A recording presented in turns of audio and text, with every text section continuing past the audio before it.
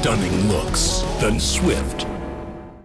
On Maruti Suzuki Arena presents ESPNcricinfo Match Day. Match number 20 is box office stuff, and fittingly in Mumbai, the Wankhede Stadium will host England and South Africa as we build up to that one with Cheteshwar, Pujara and Shane Bond. Sounds like a high-profile fixture, and yet these two teams are both slipped up on their way to Mumbai. England down by Afghanistan, South Africa can't believe that they've not got the points against the Netherlands. Can we pick a winner already? Let's start with that. Can we pick a team that's played better in this tournament? I think South Africa have played better. I'm super excited about this game. I think it's a turning point for both of them in the tournament. Someone's going to be under a heap more pressure, whoever loses tomorrow. But yeah, I can't wait for this one. I think it's going to be an absolute belter. You can see the stage is set, so now is the time for big players to show up. Ben Stokes is fit and available. He comes straight in, Puji? Definitely. I think it'll make a big difference to the England side as well, because he holds the key in the middle order, and the kind of character he is, just being on the field, being part of the playing 11, he brings a lot to the team. So I think it'll make a big difference, but it'll be an even contest. I would say South Africa has been, playing good cricket, but I still feel England, if you look at England's ODI cricket in last couple of years, they've been a good side, so you can't, count them out. Yeah. Harry Brooks got runs though, so is he going to be the player to miss out? Because I'm sure that was how we thought it would be. Brook would start and then Stokes would be fit and come in, but is there a case for someone else being left out and Brook and Stokes both playing?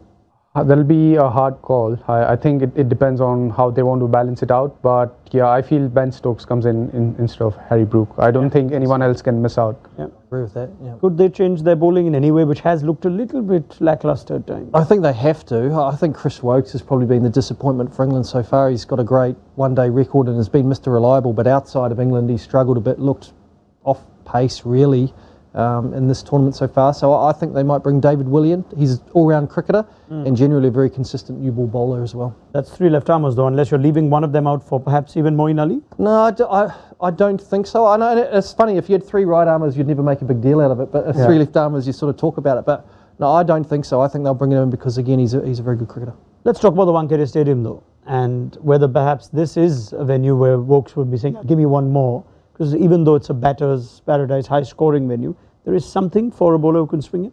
Yep, there's bounce, there's pace. I think it's a wicket that's got something in it for everyone. Yeah. I think they would if he hadn't been so poor. For Chris Stokes, he's been really off pace so far. So I don't know whether they'll make the double change with the Stokes, Willie, or whether they'll leave it. I think one of Curran or Stokes will sit out this game. That's my gut feel. When you come to a venue like this, you're expecting high scores, big scores as a batting unit with two formidable batting lineups? You do. I think Wankhede Stadium is one of the belters, and lately I've been hearing that it's more flatter than Rajkot pitch, which I've been playing on. So, is that possible? Yeah.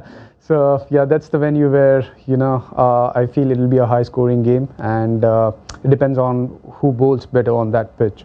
And with South Africa's bowling lineup, they've been bowling really well.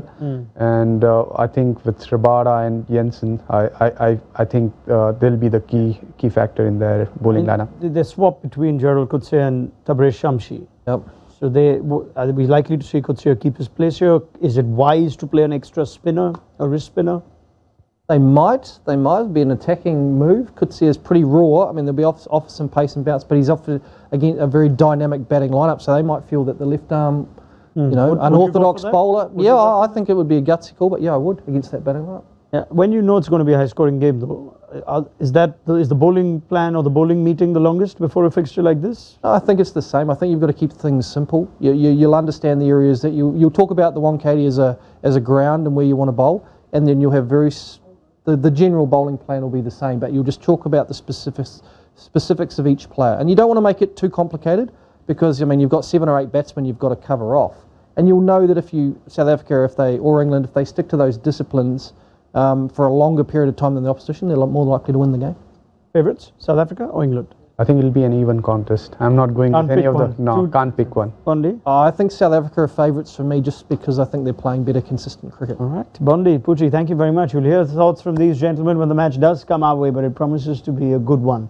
That was England v South Africa on Maruti Suzuki Arena presents ESPNcricinfo Match Day. Stunning looks, then swift.